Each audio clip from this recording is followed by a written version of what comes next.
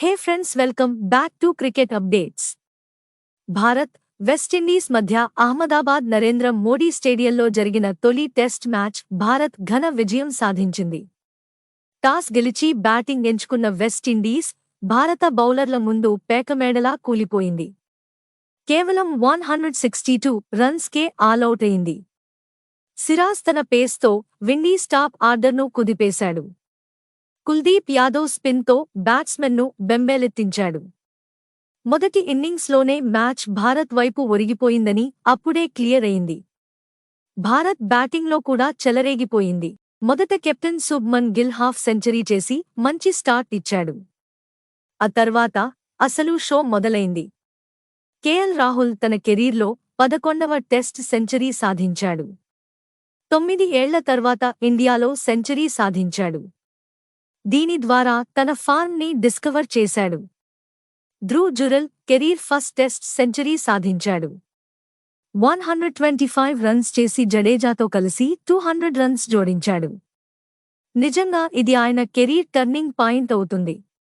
రవీంద్ర జడేజా తనదైన స్టైల్లో 6వ టెస్ట్ సెంచరీ సాధించాడు. జురెల్తో కలిసి అద్భుతమైన పార్ట్నర్షిప్ కట్టాడు.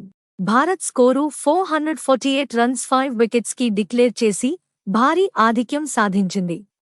అప్పటికే భారత్కు 286 పరుగుల లీడ్ వచ్చేసింది. విండీస్ రెండో ఇన్నింగ్స్లో మరింత దారుణంగా ఏమాత్రం పోరాడలేకపోయింది. జడేజా, సిరాజ్ బౌలింగ్ దెబ్బకు ఒక్కొక్కరు వచ్చి వెళ్లిపోయారు. చివరికి విండీస్ 146 పరుగులకే ఆలౌట్ అయింది. ఈ విజయానికి ప్రధాన కారణం బౌలర్లే. మొహమ్మద్ సిరాజ్ మొత్తం మ్యాచ్లో 7 వికెట్లు సాధించాడు. రవీంద్ర జడేజా 4 వికెట్లు తీసి సెంచరీతో ఆల్ రౌండ్ షో చూపించాడు.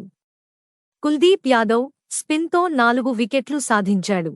జస్ప్రీత్ బుమ్రా 3 వికెట్లు అండ్ వాషింగ్టన్ సుందర్ 2 వికెట్లు సాధించారు. బ్యాటింగ్లో హవా చేసిన జడేజా బౌలింగ్లో కూడా అదే స్థాయి ప్రదర్శన చేశాడు.